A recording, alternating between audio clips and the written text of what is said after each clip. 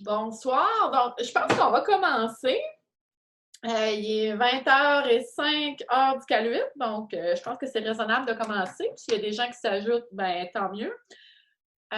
Donc, avant de commencer, je voudrais juste bien merci de votre temps, merci d'être ici, de venir m'entendre dans ce beau mercredi soir, c'est bien le fun.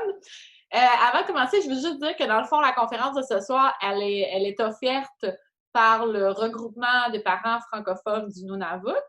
Donc, merci beaucoup au regroupement. C'est très gentil d'avoir organisé ça.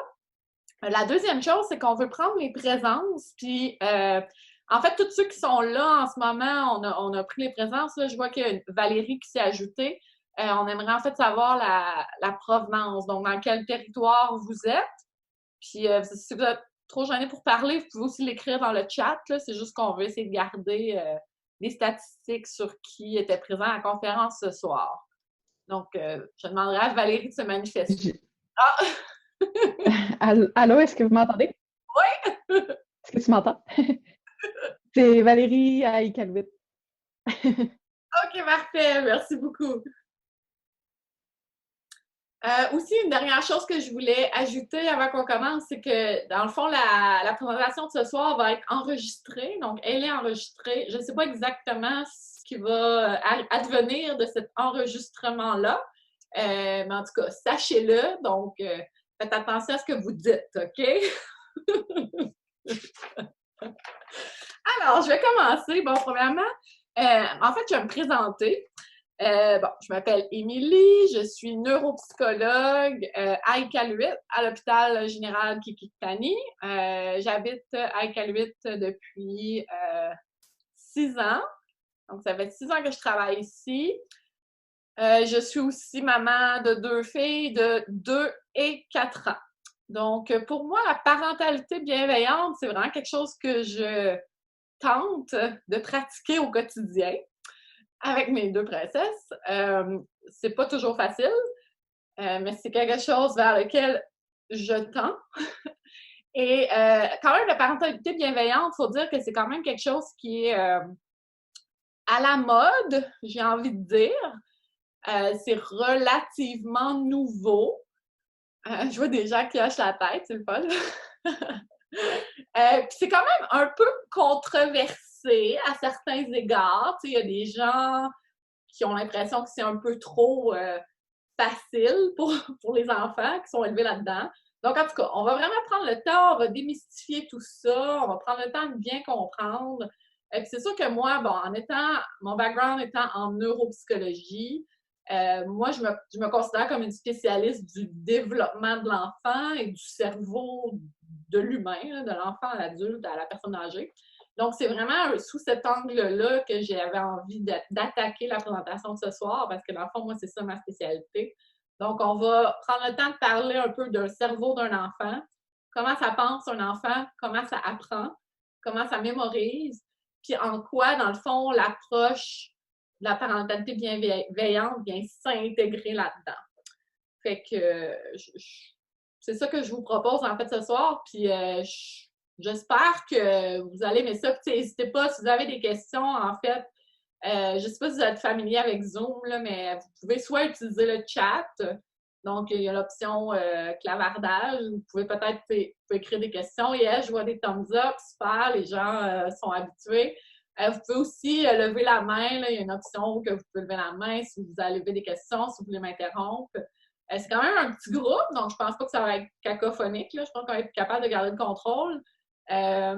Puis aussi, par défaut, là, tout le monde est en sourdine. Donc, je vous demande aussi de garder votre sourdine, en moins que vous vouliez là, intervenir, là, juste pour éviter les bruits de fond. Je pense que ça fait le tour de mes petites règles.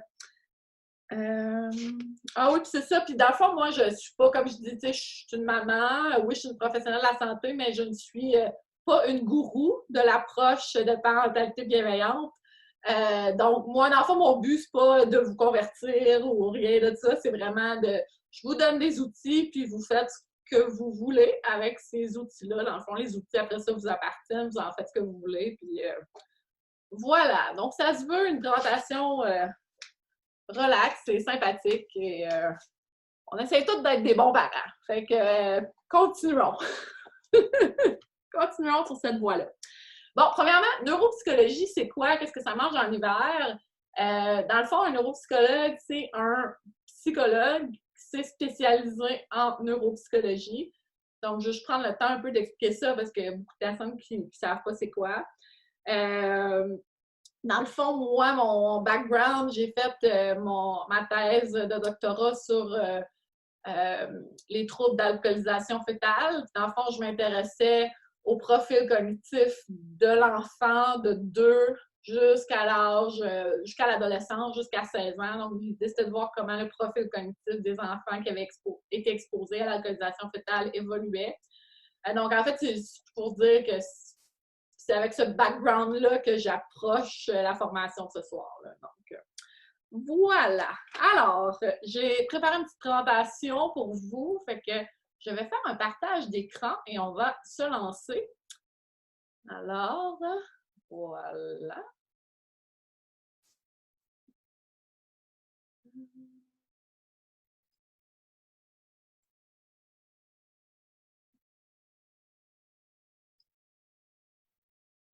OK, super. Je vois que ça fonctionne.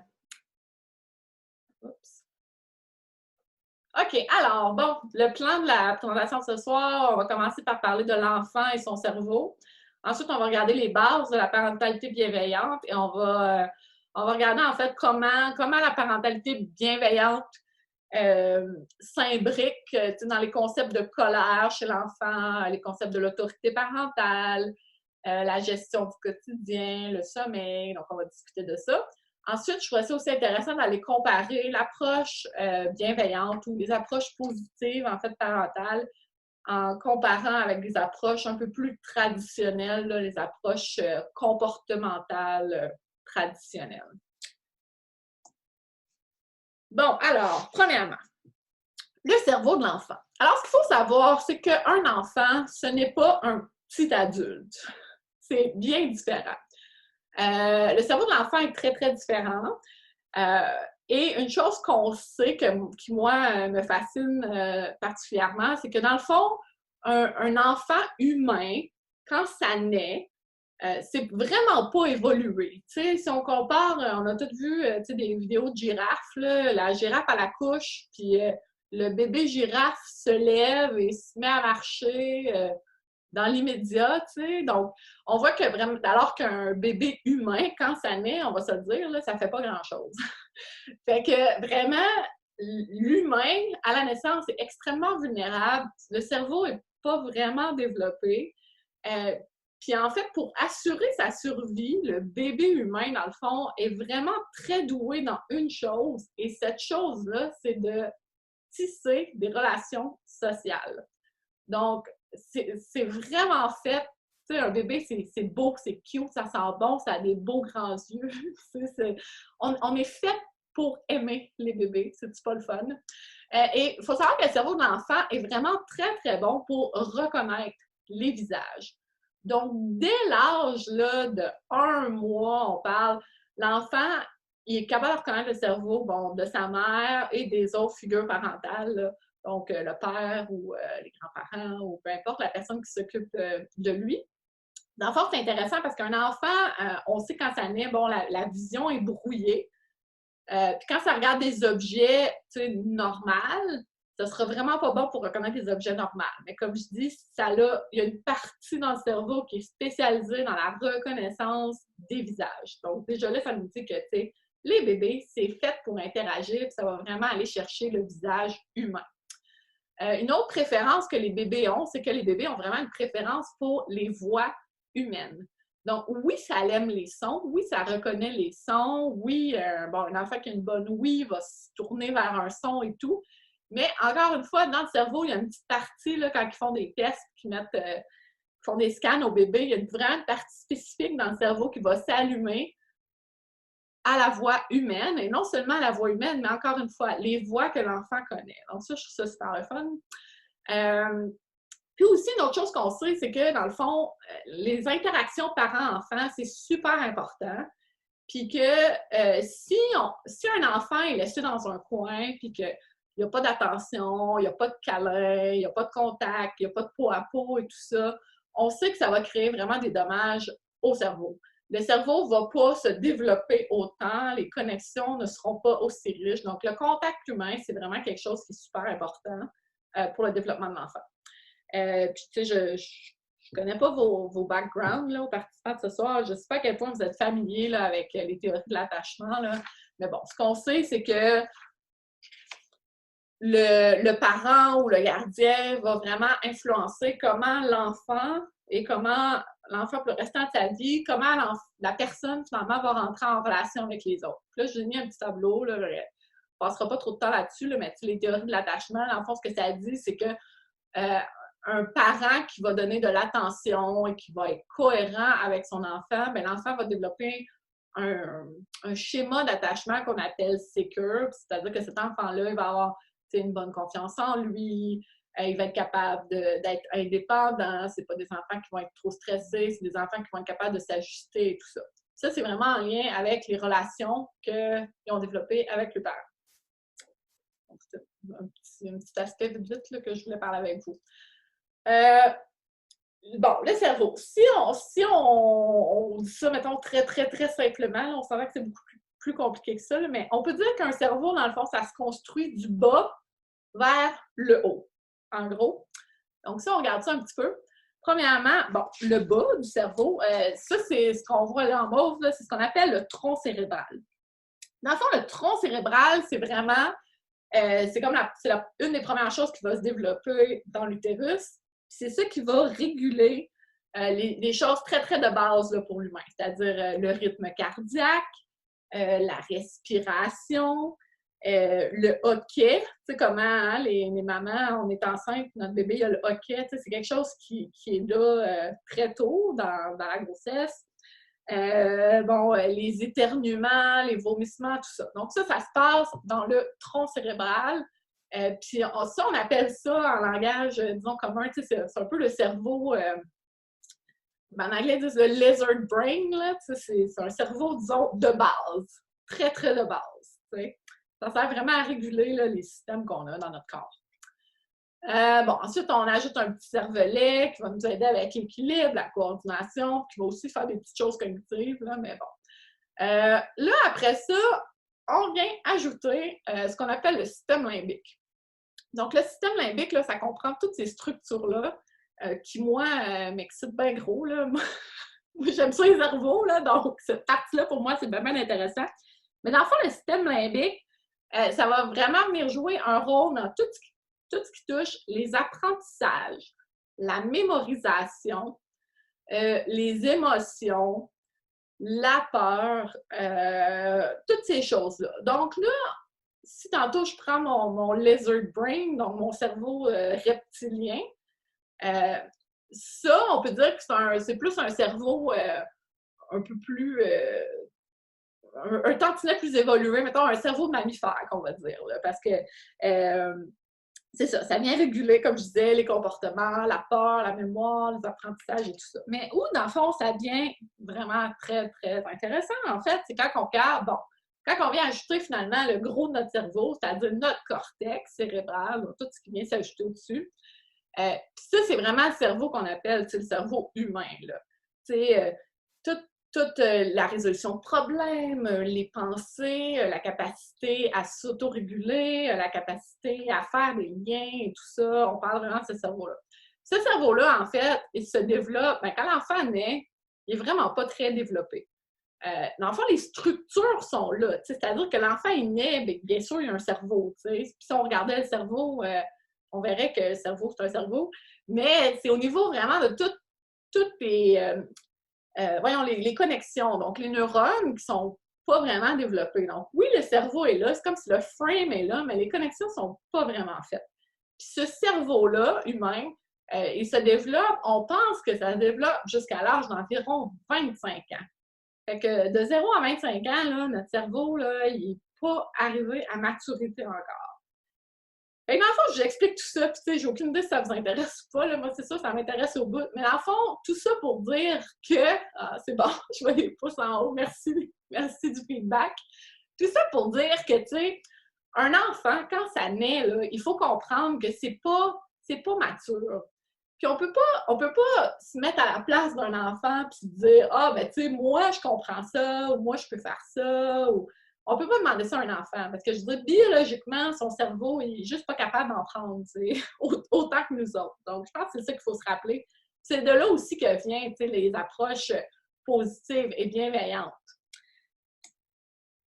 Puis la dernière chose que je vais vous parler, c'est vraiment au niveau du cortex préfrontal. Donc, c'est la section en bleu. Ça, c'est vraiment là, le bout de notre cerveau, notre front. Là. Puis ça, c'est vraiment la partie qui se développe le plus tard.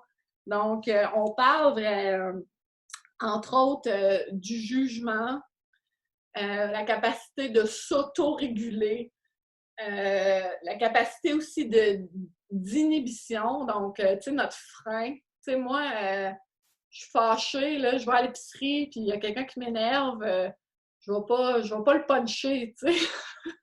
Peut-être que j'ai le goût, là, mais j'ai un lobe frontal qui va me dire, ben voyons, Émilie, mais ça n'a pas de bon sens, on fait pas ça, tu sais, puis je suis capable de me retenir. Mais un enfant qui n'a pas encore cette partie-là développée, et ça se peut très bien que cet enfant-là, il a le goût de puncher, il a le goût de frapper sa sœur, tu sais, il va le faire. Parce qu'il n'y a pas grand-chose qui l'empêche de le faire, finalement. C'est sûr que pour tout bâtir ces connexions, on a parlé du tronc cérébral, on a parlé du système limbique, puis du cortex. Pour que les connexions se fassent entre tous ces niveaux-là, c'est sûr que ça prend du temps, ça prend des expériences aussi, parce que les connexions ne vont pas se faire tout seules. Donc, c'est ça. Une dernière petite diapo qui parle du cerveau, dans le fond, l'autorégulation et l'apprentissage chez l'enfant. En fait, c'est ça, c'est qu'on demande à toutes les régions cérébrales de se parler et de se coordonner, mais que, tu sais, quand notre cerveau n'est pas mature, là, ben, ça entraîne vraiment une mauvaise gestion des émotions. Dans le fond, le message clé, finalement, là, c'est qu'on ne peut pas demander à un enfant d'être un adulte. C'est ça, à la base, ça ne fonctionne pas. Donc ça, en fait, c'est ce qui termine comme la première partie de notre présentation, juste l'aspect un petit peu développemental, cerveau et tout ça. Puis là, on va rentrer dans le vif du sujet, là, vraiment dans la parentalité bienveillante. Fait que là, tu sais, j'ai envie de demander aux gens, je ne sais pas si vous avez des questions à ce moment-ci. Vous pouvez prendre la parole, vous pouvez faire le chat. Je vais vous donner un genre de 30 secondes là, si vous avez des questions. Sinon, ben, je vais continuer.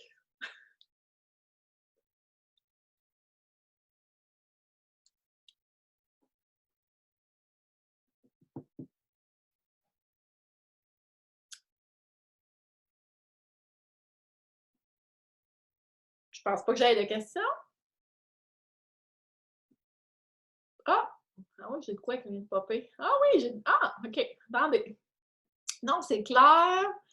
Cortex préfrontal, c'est quelle année? Ben, c'est ça. Le cortex préfrontal, là, c'est ça qu'on dit. Tu sais, quand on dit des ados, ça fait un peu n'importe quoi, ça n'a pas trop de jugement, tu sais.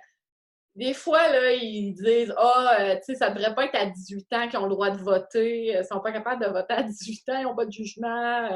Tu sais, dans certaines provinces, par exemple, aussi l'âge pour consommer de l'alcool et conduire, ben, comme je sais qu'au Québec, là, il y a eu un projet avant, bon, c'était 0,08 pour tout le monde, mais là, ils ont dit non, tu sais, les jeunes, on va leur mettre ça à 21 ans. Donc, jusqu'à 21 ans, ils peuvent conduire, mais c'est vraiment tolérance zéro au niveau de l'alcool. C'est parce que, dans le fond, c'est ça, les études tendent à démontrer que jusqu'à 25 ans, le cortex préfrontal n'est pas complètement à maturité. Donc, le cortex préfrontal, c'est vraiment jusqu'à 25 ans que ça se développe. C'est pour ça que les adolescents, finalement, font quand même pas mal de niaiseries. C'est à cause, on peut blâmer ça sur leur cortex préfrontal. Donc, c'était ça ma question. OK, maintenant, bon, on va rentrer dans le vif du sujet.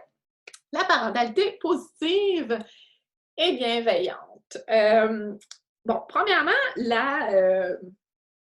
le nom le plus connu, je pense, en tout cas dans mon domaine, là, en psychologie à tout le moins, Le nom le plus connu qui est associé là, à la parentalité positive, c'est vraiment Isabelle Filiosa. Donc, Isabelle Filiosa, je dirais que n'importe qui s'intéresse un peu à la parentalité positive a entendu parler d'elle. C'est une Française. C'est vraiment elle qui a fait un peu connaître cette tendance-là de la parentalité positive. Je lisais qu'elle, dans le fond, c'est une psychologue, en fait, c'est une psychanalyste de formation, puis qu'elle a voyagé beaucoup, puis qu'elle a un peu importé ça, de l'Orient, elle a fait des voyages en Asie et tout ça, puis elle trouvait que les parents se comportaient vraiment pas pareil avec leurs enfants. C'est vraiment elle qui a importé ça là, en Europe puis en Amérique. Donc, premièrement, c'est ça. Dans le fond, les concepts clés de la parentalité bienveillante, c'est vraiment qu'on va aller accorder de l'importance au bien-être de l'enfant. Donc, vraiment, à la base, là, on veut que l'enfant soit bien. Donc, on priorise le bien-être de l'enfant avant l'obéissance. Donc, le but, c'est pas que notre enfant nous obéisse, c'est que notre enfant, il soit heureux. Puis, mais tu sais, quand on lit ça, là, je veux dire, c'est sûr qu'on veut que notre enfant soit heureux, là. Tu sais, moi, des fois, je dis ça, puis je me dis, ben oui, voyons, tu sais. Puis aussi, tu sais, c'est sûr que les gens qui ont un peu de misère avec la parentalité bienveillante, ben c'est que, tu sais, si, tu sais, mettons, la parentalité bienveillante, je veux dire, le mot contraire, c'est comme si on n'est pas bienveillant. C'est quoi? C'est-tu qu'on est malveillant, tu sais?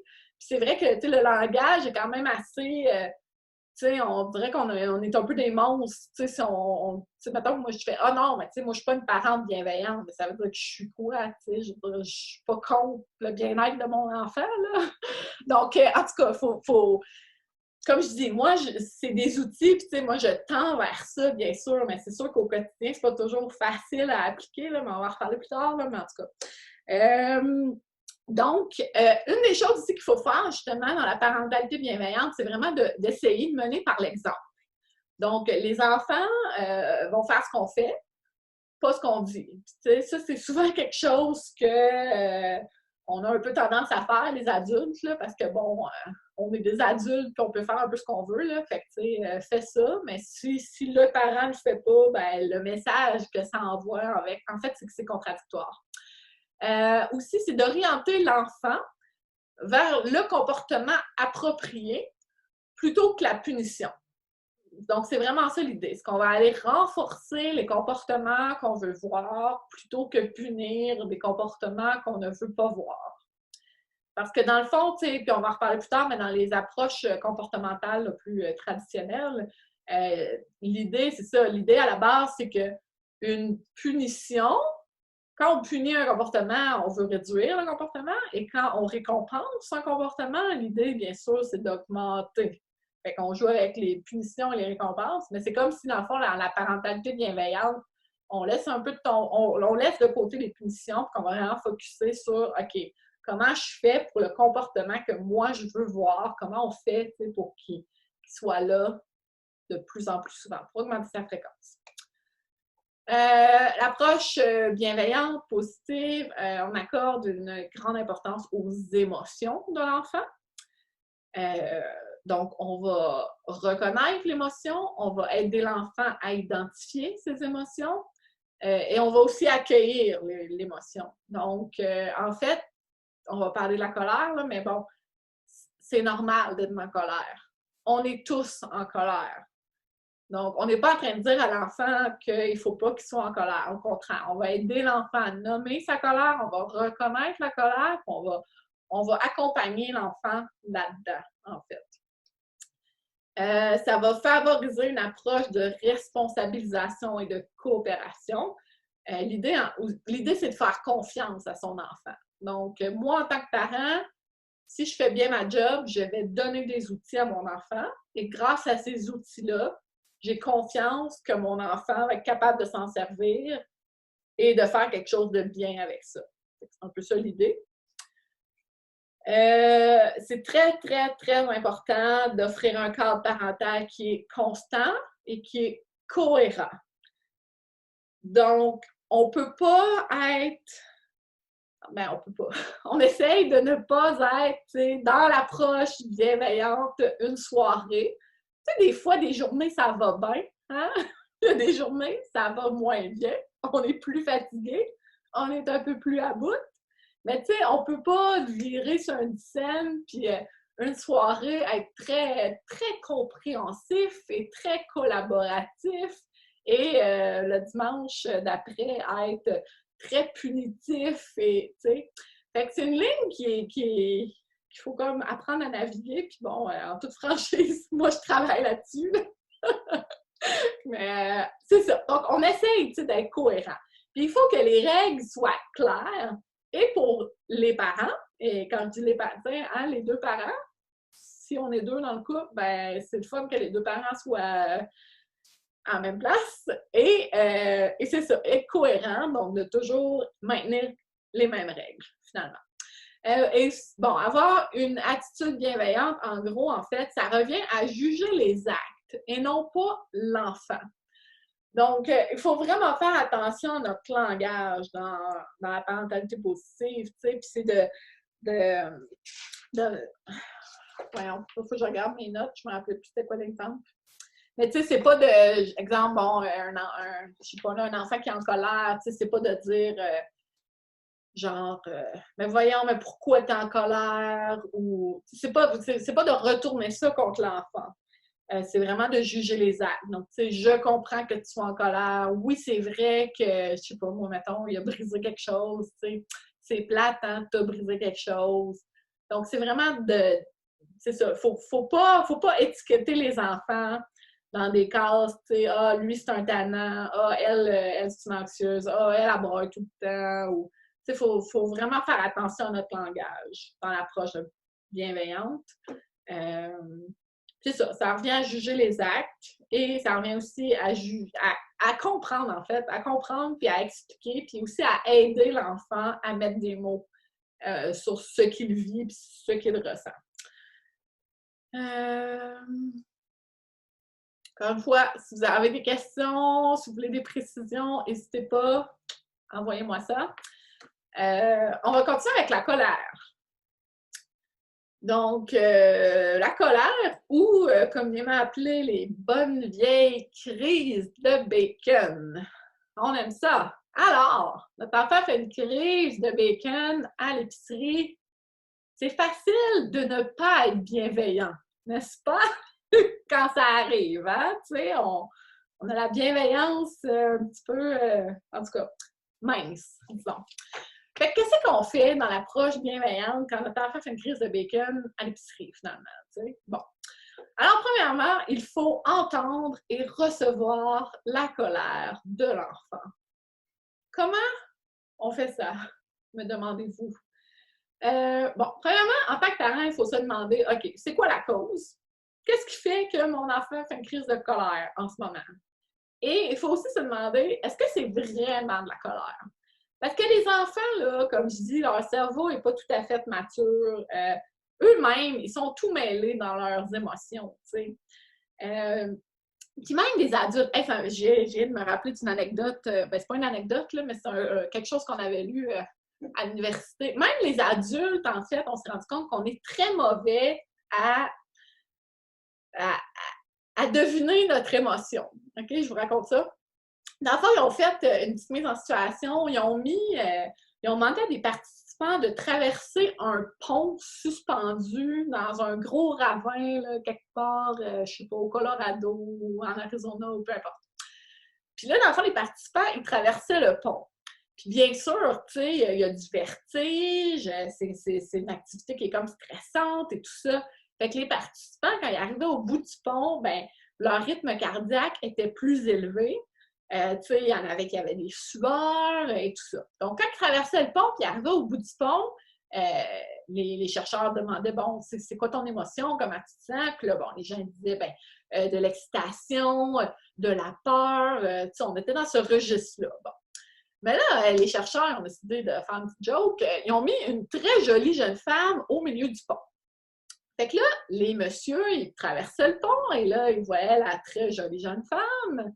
Et quand ils arrivaient à l'autre bout du pont, les chercheurs demandaient « Puis comment tu te sens? » Et dans le fond, il y a plusieurs participants qui ont associé l'augmentation du rythme cardiaque et les sueurs et tout ça. Au lieu d'associer ça à la peur du pont, ils ont associé ça à de l'excitation sexuelle pour la jeune femme cute qui était sur le pont.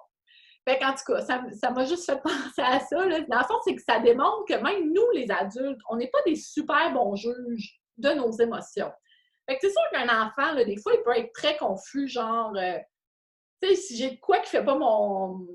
J'ai de quoi qui fait que je me sens mal à l'intérieur de moi, je suis un enfant, bien, ça se peut que ça sorte en colère. Mais c'est peut-être pas de la colère, tu sais, c'est peut-être de la peine, mais qui n'est pas capable d'exprimer.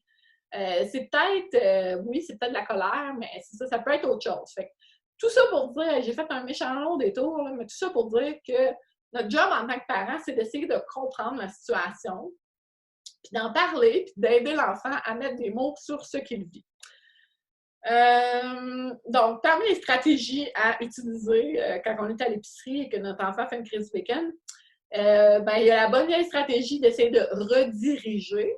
Donc, on redirige l'attention, on change d'allée, on va ailleurs, on sort notre téléphone, je sais pas, n'importe quoi. Donc, on essaie vraiment de shifter le focus de l'enfant sur autre chose pour faire passer la crise. Verbaliser, donc comme je disais tantôt, le fait de discuter, d'essayer de comprendre, d'aider l'enfant à mettre des mots sur ce qu'il ressent. Mais ouais, je le dis, là, par même temps, je me dis, ouais, c'est sûr que si ton enfant fait une crise de bacon, c'est pas le temps de verbaliser. Là. C'est peut-être ça que vous vous dites aussi, là, mais en tout cas. On peut toucher ou ne pas toucher à l'enfant. Ça, c'est vraiment personnel, puis ça dépend des enfants. Mais je sais que certains enfants, entre autres, en tout cas moi, ma plus vieille, ça fonctionne assez bien là, quand il se passe plein de choses dans elle, là, quand ses émotions sont all over the place. Des fois, de la prendre, de lui faire un câlin, c'est comme si le fait de la contenir physiquement, c'est comme si ça va l'aider à se contenir dans ses émotions. Donc, juste de prendre un câlin, ça peut être une stratégie qui marche, mais peut-être pas du tout non plus. Donc, c'est sûr que ça dépend des enfants. Des enfants qui ne voudront vraiment pas se faire toucher dans des situations comme ça. Donc, c'est vos enfants, donc il faut voir. Faire soi-même les comportements désirés, donc encore avec l'exemple, bon, ma plus vieille, mettons, faire un câlin, puis moi, ce que je fais, c'est que je ralentis ma respiration, puis je me mets à prendre des grandes respirations. Puis une autre chose qu'on sait, c'est que l'humain a tendance à prendre le rythme respiratoire des gens qui sont autour de lui. Donc, si je suis dans une pièce où, je sais pas moi, les gens font du yoga ou de la méditation, puis que tout le monde est très calme, ben en partant, moi, je vais avoir tendance à me synchroniser, puis je vais ralentir mon rythme cardiaque, puis je vais me calmer. Donc, c'est la même chose pour un parent. Puis, c'est ça qui arrive souvent. Quand nos enfants font des crises, en tant que parents, ça vient nous chercher, puis on a tendance à s'exciter, nous autres aussi. Là. C'est un peu une guerre de ça va être qui va être le plus fâchant entre les deux. Là. Donc, c'est vraiment ce cycle-là, en fait, qu'il faut casser. Donc, il faut, nous, être très calmes, ralentir, parler tout bas. Ça aussi, hein, quand notre enfant crie, on a tendance à crier parce qu'on veut crier plus fort que lui, alors qu'en fait, c'est tout le contraire qu'il faut faire. Donner un choix. T'sais, moi, donner un choix, personnellement, c'est quelque chose qui marche très bien. Puis surtout, c'est le fun aussi parce qu'on s'attend que moi, quand je donne des choix, là, ben, je vais donner 2 choix qui font mon affaire. On se comprend, là? Je ne vais pas donner un choix que je ne veux pas pantoute que mon enfant fasse. Hein? Donc, je choisis 2 affaires, puis je donne à l'enfant le choix, mais tu sais, l'enfant, il pense qu'il a le contrôle, là, mais en vrai, nous autres que le contrôle. Fait que ça marche bien. Puis aussi, dans le fond, dans une situation vraiment où il y a une crise, là, comme à l'épicerie ou je sais pas, dans un party de fête où il y a des gens à la maison ou peu importe, ça peut être aussi une bonne idée de disperser les curieux. Parce que quand on est en situation de crise, qu'on ne se sent pas bien à l'intérieur, la dernière chose qu'on veut, là, c'est qu'il y ait des témoins. Là. On ne veut pas que les gens soient là pour nous voir quand on est dans un état plus vulnérable. Là. Donc, ça peut être une bonne idée, s'il y a des petits frères, des petites sœurs, des cousins dans le coin, là, de dire au monde, OK, laisser un peu d'air, là, puis aller dans une autre pièce ou aller dehors, ou peu importe. Là, ça aussi, ça va contribuer, en fait, à calmer tout le monde, les parents comme l'enfant. Et bien sûr, en fait, ça a l'air vraiment niaiseux, là, mais selon moi, là, je dirais la meilleure affaire pour éviter une colère, pour une crise, ou en fait, la meilleure solution, c'est de ne pas l'avoir, la crise. T'sais. Ça va être vraiment d'anticiper puis de prévenir. Puis comment qu'on fait ça? On les connaît, nos enfants. Il y a des affaires qu'on sait là, que c'est pas une bonne idée. Fait que quand on sait que ça s'annonce pour être une catastrophe, là, on essaye d'éviter ça. Puis on peut pas tout le temps, là, mais quand on peut, là, on essaye. Fait que c'était pas mal ça que j'avais à dire sur la colère. Fait qu'encore une fois, je vais vous laisser quelques secondes si vous avez des questions ou des commentaires ou si vous vous dites, ben voyons donc, ça marchera pas. En tout cas, allez-y. La parole est à vous.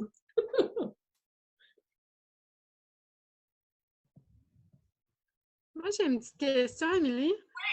T'as-tu des suggestions quand on a plusieurs enfants? Des fois, j'ai l'impression que quand j'évite une colère chez un, j'en provoque une chez l'autre. Tu sais, je suis comme souvent pognée entre choisir c'est qui va faire le bacon. Puis là, des fois, je me dis, ben, je vais laisser le plus vieux parce qu'il est plus mature, il va comprendre. Mais c'est un peu plate que ce soit tout le temps lui qui se retrouve dans la situation frustrante. Tu sais, as-tu des suggestions par rapport à ça? Ben, en fait, ma première suggestion qui me vient, c'est, tu sais, justement, tu peux pas toujours pénaliser le plus vieux juste parce qu'il est plus vieux. Tu sais, c'est un peu injuste, là. Faut que tu partages ça entre tes enfants, premièrement. Puis deuxièmement, un conseil que je donne pratiquement tout le temps, là, moi, dans mon bureau, là, en tant que professionnel, puis ça a l'air bien niaiseux, mais dans la vie, là, il faut vraiment choisir ses batailles. Fait que, tu sais, tu vas attaquer de front la bataille que tu considères que tu vas être en mesure de gagner. Tout qu'un conseil. Je sais pas, t'es sur mute, là, je sais pas si t'avais de quoi ajouter. Ou... Non, c'est bon. Ouais, c'est pas facile. Puis j'essaie de partager les frustrations. Puis je vais aussi avec mon niveau d'énergie de bon, je suis capable de gérer justement la colère de qui, là. Fait que ça. Tu m'enlignes que je fais déjà la bonne chose, là. J'espérais le truc de baguette magique que tu étais pour me sortir, tu sais, miracle. Non! Si ça existait, hein? Ça existait, là! Ouais, non, si ça existait, on le saurait. Ils ne le vendraient pas. Ben, ouais, en tout cas, ça serait sorti, là. Ce serait pas un secret bien gardé. Puis, non, c'est ça, il n'y a pas de truc. Puis, comme je dis, on fait ce qu'on peut. Puis, on espère faire le mieux, là. Mais, c'est ça. Fait que non, c'est ça, on partage. C'est ça la clé quand il y a plusieurs enfants, là. J'ai du chat, ce sera pas long. On va aller regarder ça. Qu'est-ce qui se passe dans le chat? De bons trucs, stratégie, merci. Merci Vincent. On essaie d'éviter toutes les situations qui peuvent mener à des crises où on veut un certain niveau d'exposition aux frustrations pour développer la capacité à y faire face. Oh, bonne question. En fait, dans l'approche, bon, là, c'est une présentation sur la parentalité bienveillante. Donc, je vais répondre selon la parentalité bienveillante. C'est sûr que selon la parentalité bienveillante, on ne va pas faire exprès. L'idée, c'est vraiment de minimiser, comme je disais, la priorité, c'est le bien-être de l'enfant. Fait qu'on... mais je comprends le message dans la question. Disons, dans les approches un peu plus traditionnelles, on aurait tendance à dire que oui, parce que oui, on veut exposer, parce qu'on veut que l'enfant apprenne, puis c'est en étant exposé qu'on va apprendre, puis on va apprendre de ses erreurs et tout ça. Donc, tu sais, c'est correct. C'est juste que là, dans le cadre de l'approche bienveillante, c'est pas quelque chose qui va être prioritaire dans l'approche bienveillante. Je sais pas si ça fait du sens comme réponse, là, mais... parce qu'en fait, c'est ça, dans l'approche bienveillante, dans le fond, là, c'est qu'on n'est pas... On ne va pas exposer un enfant à une frustration parce que dans l'approche bienveillante, on a confiance en tant que parent que les outils qu'on lui a donnés le jour où l'enfant va devoir s'en servir, on a confiance qu'il va être capable de le faire, même s'il n'a pas été exposé à la situation. C'est un peu ça l'idée.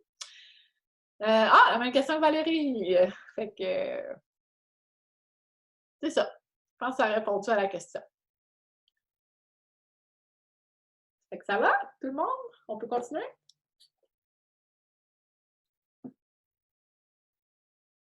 Je vois des...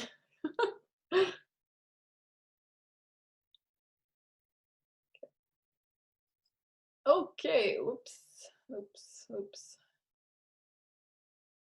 Bon. Pardon? Oui? Oui!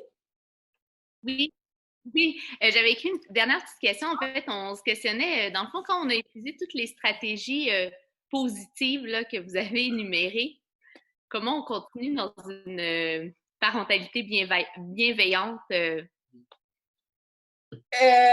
On persiste.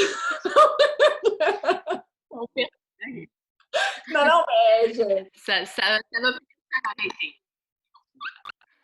Non, mais en fait, il faut en rire, tu sais, parce que moi, comme je dis, là, c'est beau la parentalité bienveillante, puis bien sûr, on tend vers ça, puis bien sûr, on veut que notre enfant soit heureux, puis mais tu sais, moi, honnêtement, là, je suis pas capable d'être bienveillante tout le temps, tu sais, puis je le dis en toute humilité, là, je trouve ça bien beau, là, sur papier, mais c'est pas vrai, là. Tu sais, c'est sûr qu'à un moment donné, je vais mettre mon pied à terre, puis c'est sûr qu'à un moment donné, OK, là, ça va faire.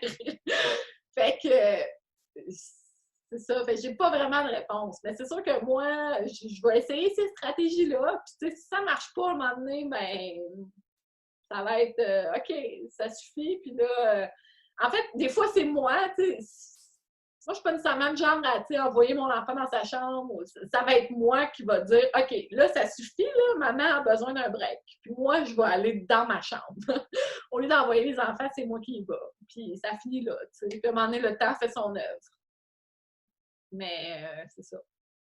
J'ai pas de truc magique. Je suis désolée, si vous êtes venus ici ce soir pour un truc magique, là, il n'y en aura pas. Tu sais.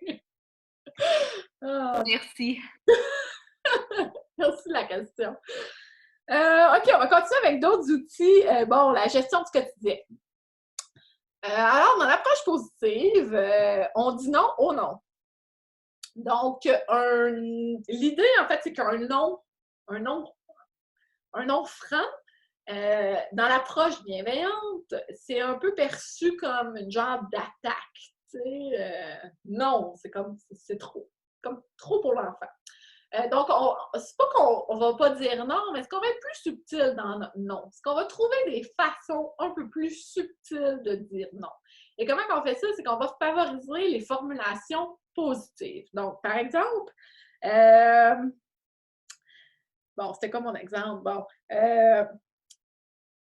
Au lieu de dire ne saute pas dans la flaque d'eau, donc, une affirmation avec la négation dedans. Bon, ne saute pas dans la flaque d'eau. Au lieu de dire ça, on va dire passe à côté de la flaque d'eau.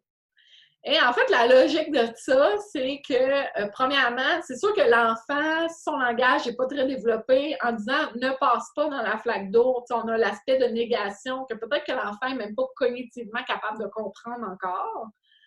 Alors que passe à côté de la flaque d'eau, sémantiquement parlant, c'est une phrase qui est plus facile à comprendre pour un enfant très jeune. Donc, premièrement, il y a ça. Puis il y a aussi le fait que quand on dit ne saute pas dans la flaque d'eau, peut-être que l'enfant, le seul mot qu'il va comprendre dans la phrase, c'est saute, saute, saute. Ouh! Là, il est comme hey, elle vient de me donner l'autorisation de sauter dans la flaque d'eau, je vais y aller. Alors que c'est pas ça partout qu'on a dit. Fait qu'il faut faire attention à notre formulation de mots. Même chose. C'est mon prochain exemple, mais moi, une affaire que j'ai dit là, des millions de fois dans ma maison, là, c'est calme-toi. Mais tu sais, là, calme-toi, là, ça veut rien dire pour un enfant, calme-toi. Ça veut dire quoi, se calmer? Donc, au lieu de dire calme-toi, tu sais, j'essaie de dire des trucs du genre reste assis, fais la statue, tu sais. Rester immobile chez nous, c'est faire la statue. Donc, fais la statue. Parle tout bas. C'est ça. Fait que c'est vraiment jouer sur les mots. Je pense que c'est ça, les personnes qui sont un peu anti-approche bienveillante, ils ont l'impression qu'on abandonne le non. C'est pas qu'on dit pas non, c'est qu'on trouve une manière un peu plus subtile et un peu plus soft de passer notre message non. Fait que c'est pas que le non n'existe plus. T'sais, bien sûr, il y en a des règles, puis bien sûr, il y en a des consignes. Les routines sont super, super importantes.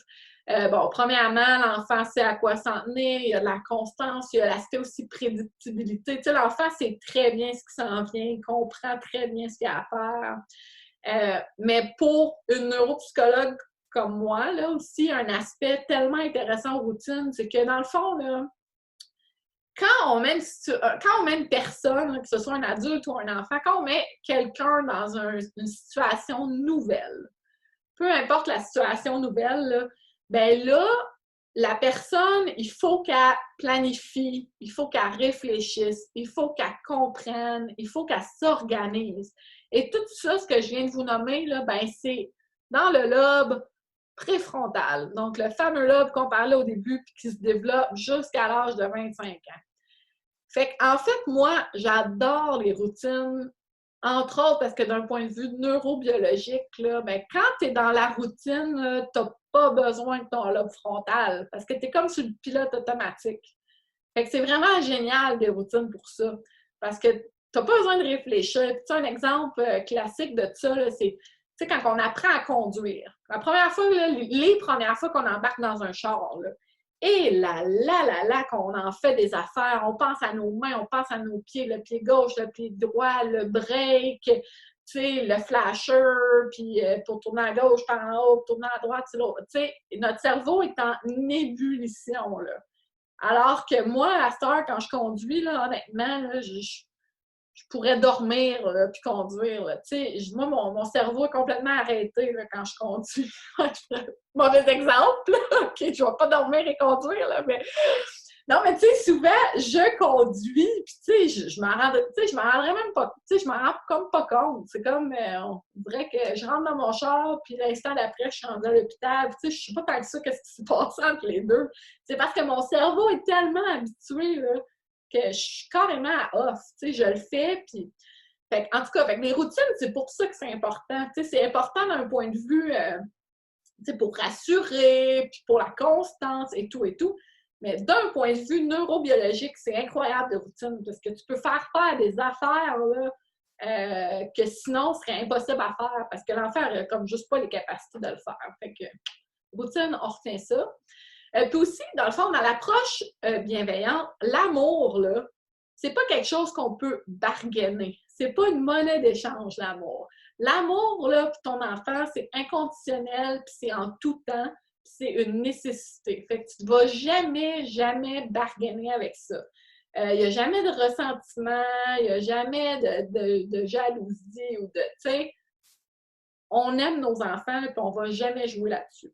Fait que ça aussi, c'est un peu c'est un peu une évidence en même temps, mais oui puis non, parce que c'est un peu un changement de paradoxe avec les approches un peu plus vieillottes, là, j'ai envie de dire, là, de, tu sais, les punitions, puis les récompenses, puis tu sais, les figures, veux pas, c'était les papas, souvent dans le temps, là, tu sais, la figure plus autoritaire et distante, et tu sais, on a peur de notre père, puis tu sais, il y a moins le lien d'affection et tout ça. Donc, bref, là, on a vraiment fait un virage à 180 parce que dans la parentalité bienveillante, là, de l'amour, là, on en donne sans restriction. On ne va jamais bargainer notre amour. Voilà. Ah oui, puis une petite phrase que je m'étais mise dans mes notes. Puis ça, c'est super intéressant, là. Puis, dans le fond, c'est une petite citation, là. C'est lorsqu'il semble en mériter le moins que les enfants ont le plus besoin d'amour. Ça, je ne pourrais pas être plus d'accord avec ça. Là. Puis c'est aussi quand on est comme fâché, dans le fond, contre nos enfants, que c'est dans ces moments-là, finalement, qu'il faudrait leur donner le plus d'amour. T'sais. Fait que ça, je pense, c'est une citation qui est le fun à se rappeler aussi. Questions, commentaires, avant que je saute à la prochaine diapo, qui est l'éducation et l'autorité parentale. Je vais vous laisser quelques secondes. Je vois des pouces. Super. Je vais continuer.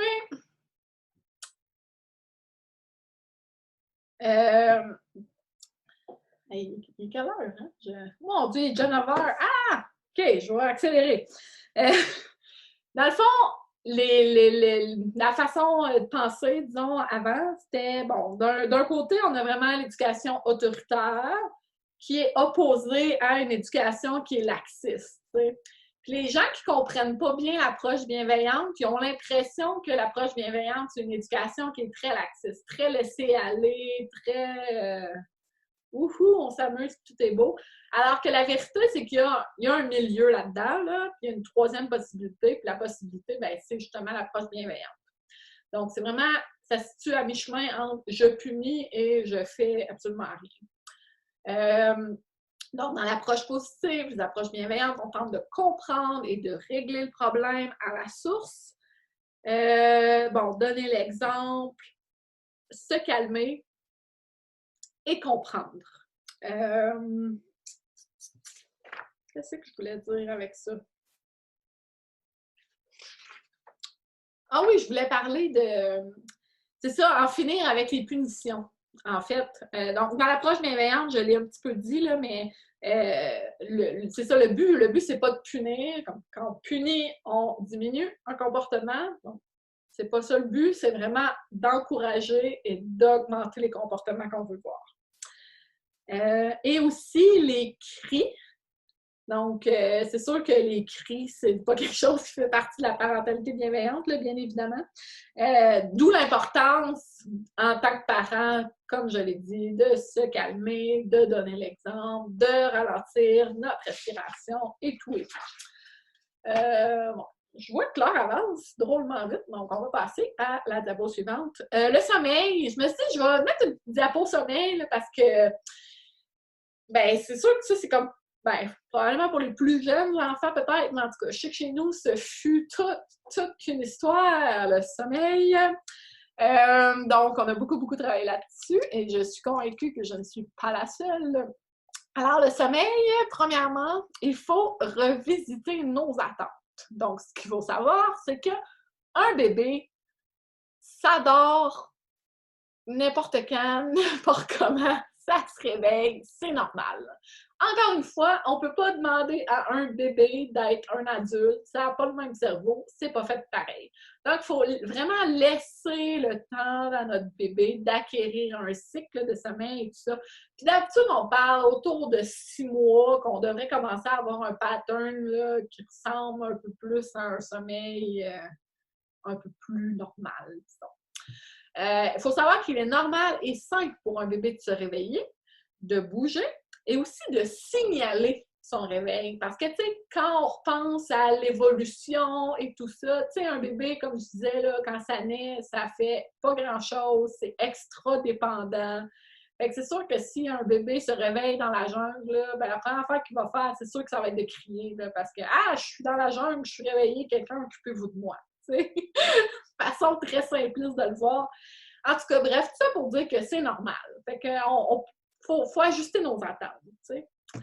Voir le problème à l'envers. Donc, en tant que parent, on a souvent tendance à vouloir imposer notre rythme de sommeil et nos insécurités et notre stress à notre enfant. Hein? Donc, l'idée, c'est ça, c'est de voir le problème à l'envers, c'est-à-dire de se demander, OK, c'est pas à mon enfant de répondre à mes besoins, mais c'est à moi de répondre aux besoins de mon enfant, n'est-ce pas? Donc, comment est-ce que j'accompagne le bébé? Comment est-ce que je favorise la confiance?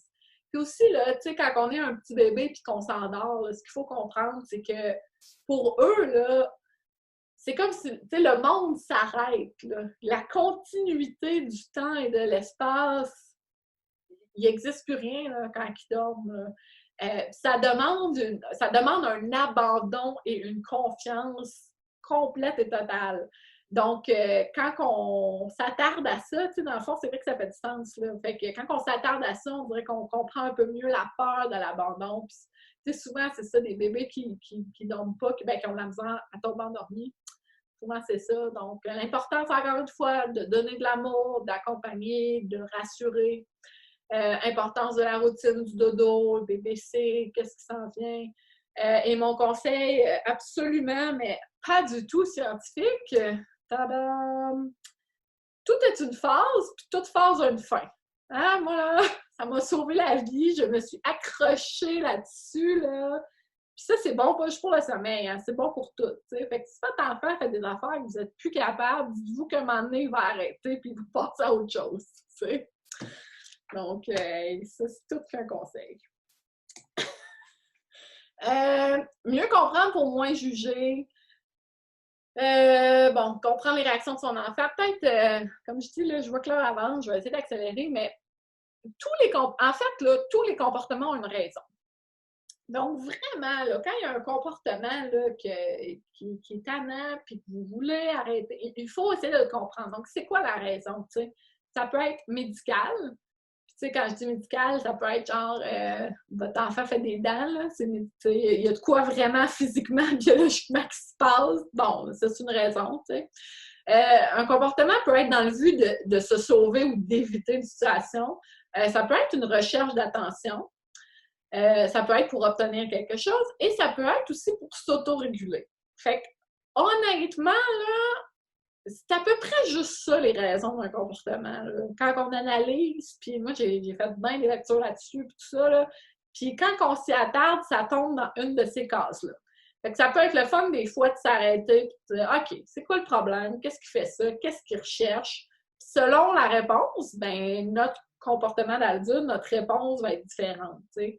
Comme je dis, c'est sûr que si mon enfant fait une dent, c'est pas pareil que mon enfant veut de l'attention. Puis dans le fond, dans l'approche positive, ben, si mon enfant veut de l'attention, qu'est-ce que je fais?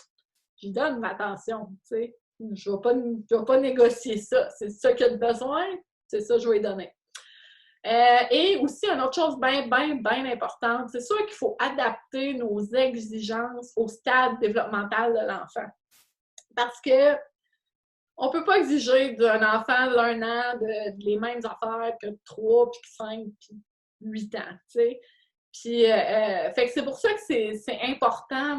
Moi, je trouve que c'est important en tant que parent, tu sais, de lire, de s'informer, sans devenir des experts, là, mais au moins d'avoir une petite idée de, OK, tu sais, c'est quoi que mon enfant est capable de faire, c'est quoi son stade.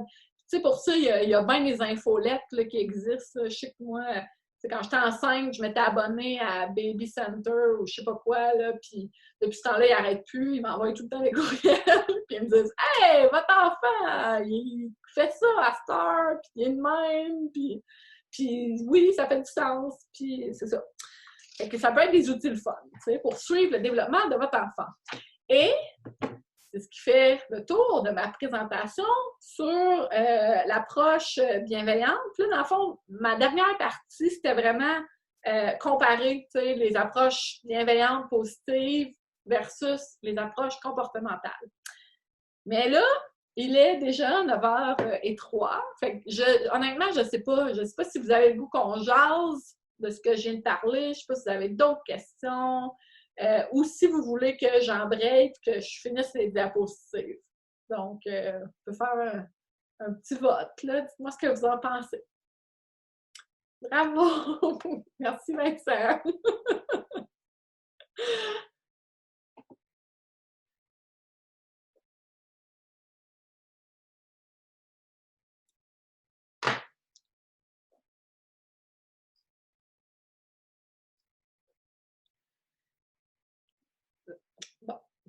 Bon, OK, je pense qu'on va faire la comparaison. Je vais essayer de faire ça vite.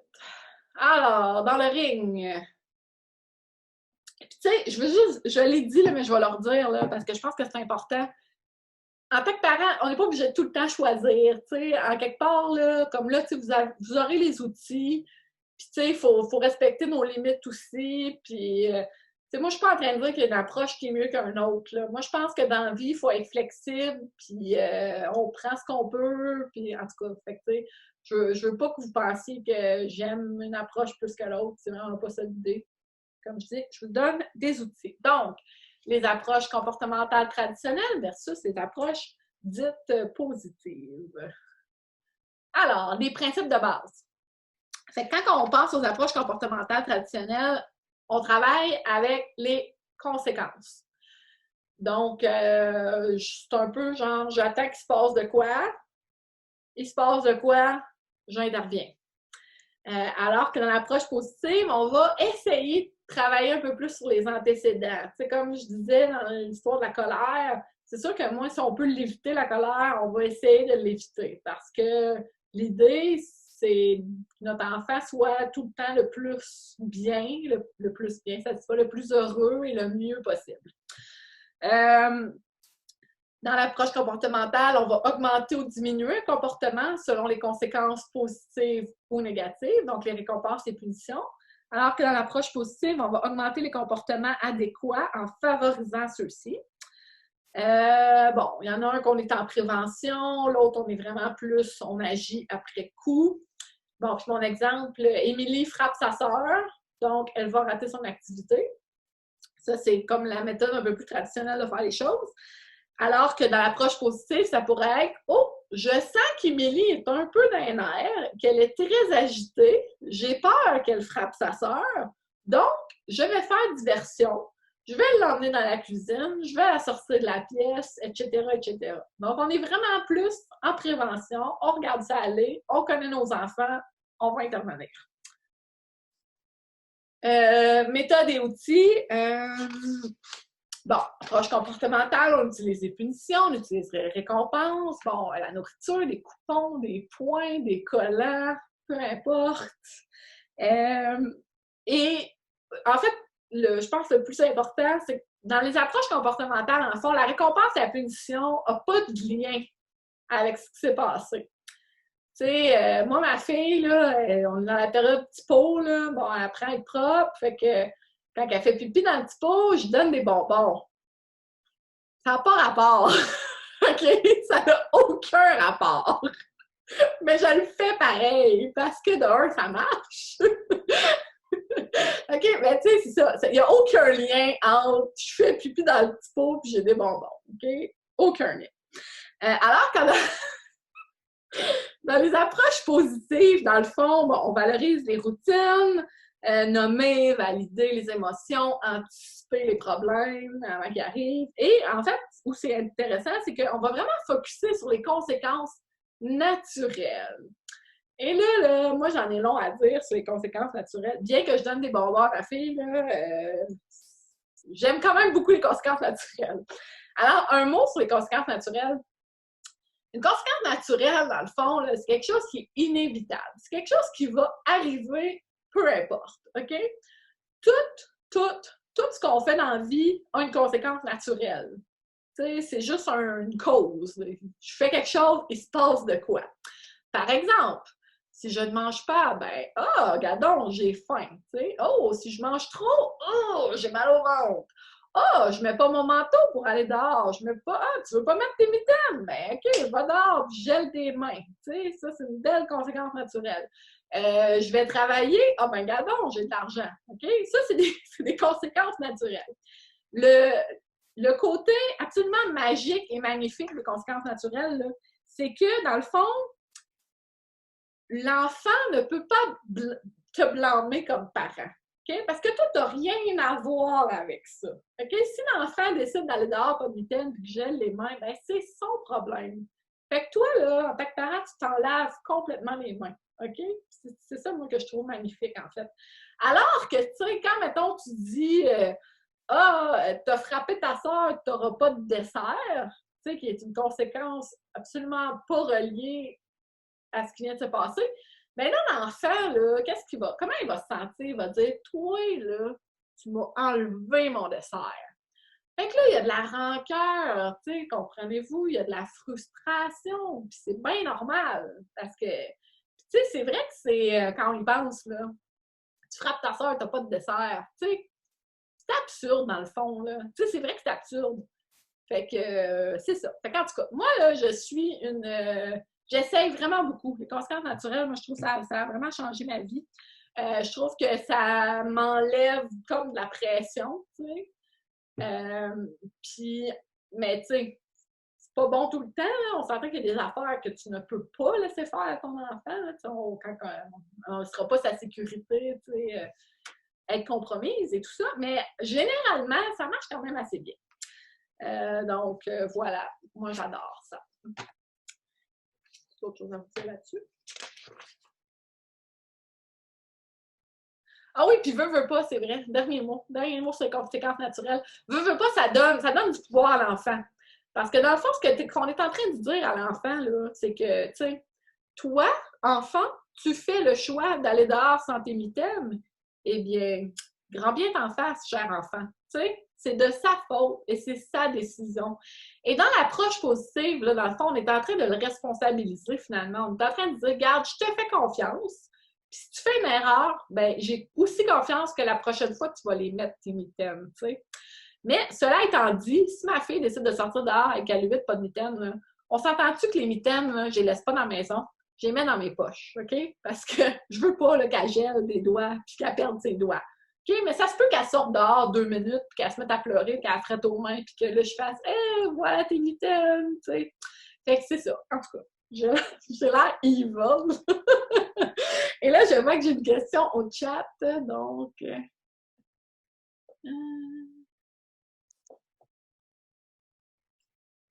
Alors, chat.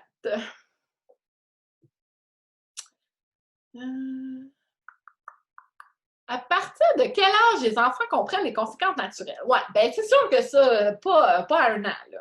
Parce que premièrement, une conséquence naturelle, il faut que ce soit au niveau langagier, en fait. Il faut que l'enfant ait un langage assez développé pour être capable de comprendre. Fait que, dépendamment du langage, je dirais 2 ans et demi. Tu sais, moi, ma fille, là, 2 ans et demi, là, puis je le fais. Tu sais, fait que c'est ça. Une conséquence naturelle, c'est un enfant frappe sa sœur.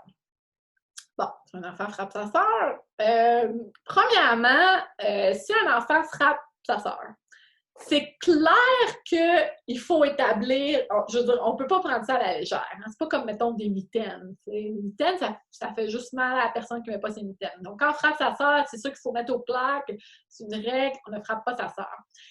Mais, en même temps, une conséquence naturelle, là, moi, ce que j'explique à mes enfants, c'est si tu frappes ta sœur, ben, ta sœur, là, elle ne voudra plus jouer avec toi, exemple. Ça, ce serait une très belle conséquence naturelle. Et si tu frappes ta sœur, là, ben, ça va faire, tu sais, ça veut dire que vous vous chicanez. Puis, mettons, moi, si je suis en train de jouer avec vous, là, ben, moi, j'ai plus le goût de jouer avec vous parce que vous vous chicanez. Puis encore là, tu sais, au début, je disais, dans l'approche bienveillante, on ne juge pas l'enfant, hein? On juge les actes. Donc, moi, dans le fond, je ne suis pas en train de dire à l'enfant, hey, t'es méchant de frapper ta sœur. Je suis en train de dire à l'enfant que moi, là, j'ai pas le goût de m'associer à la bagarre. Fait que moi, si tu frappes ta sœur, je vais probablement me retirer.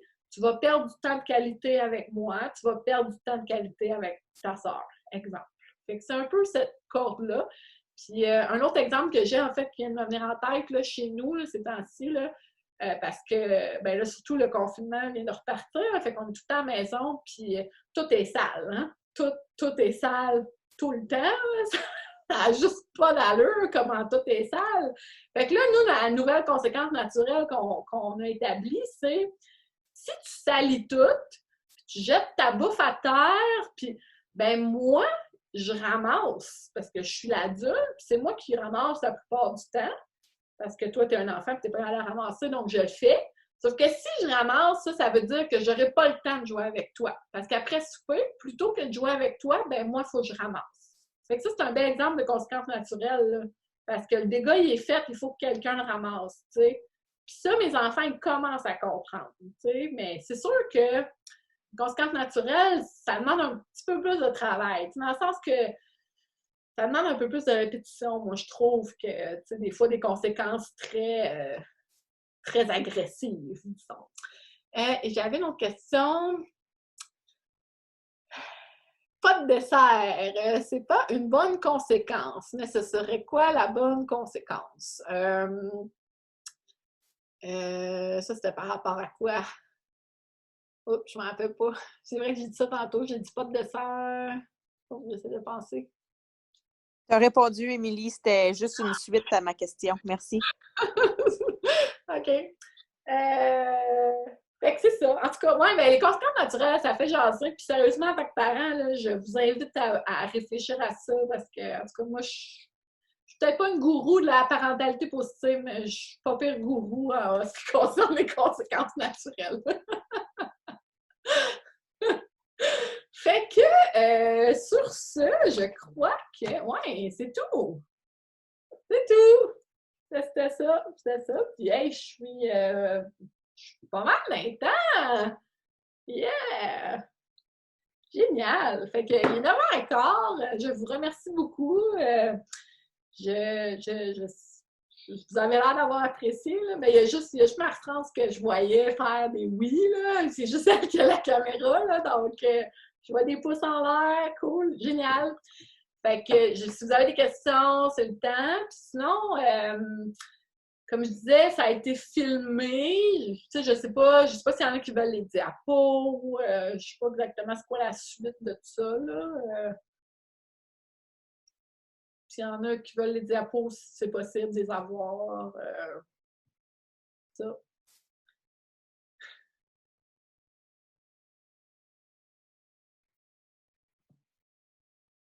Émilie, s'il y en a qui veulent les diapos, peut-être me les envoyer à moi, au Réséphant, puis les gens pourront communiquer avec le Réséphant, puis on leur partagera. J'ai peut-être pas envie qu'ils écrivent leur courriel dans le chat là, parce que c'est enregistré, mais si toi, tu me laisses tes diapos puis que les gens communiquent avec le Réséphant, on va pouvoir faire le transfert anonymement. Excellent!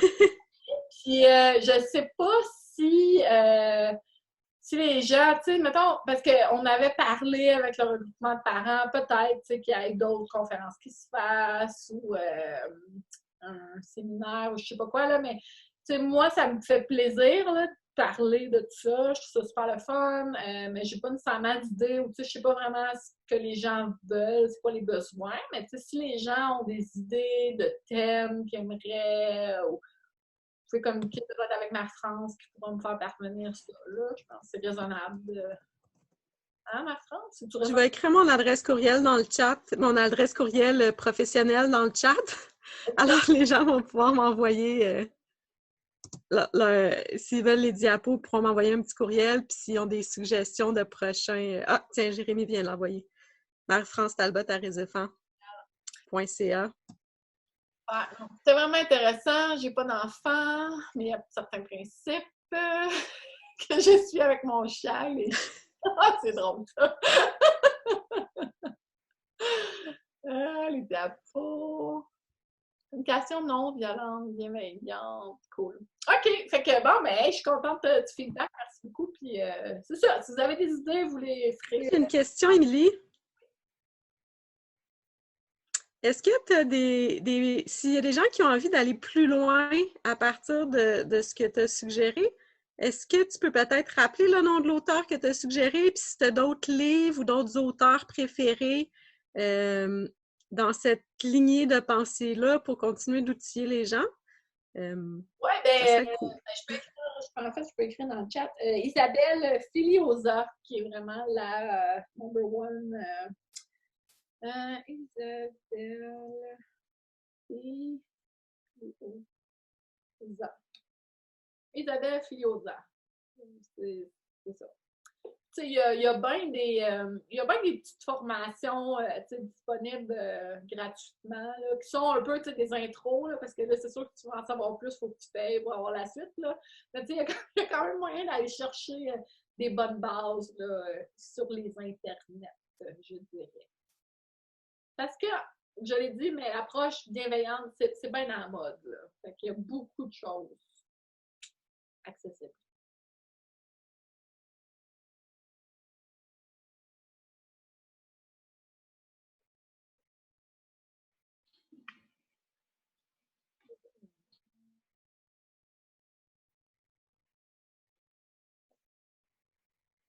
Juste un gros merci, Émilie, au nom du regroupement des parents, puis un gros merci à Marie-France aussi du Réséphant et Jérémy qui nous ont aidés avec ça. Donc, c'est très apprécié.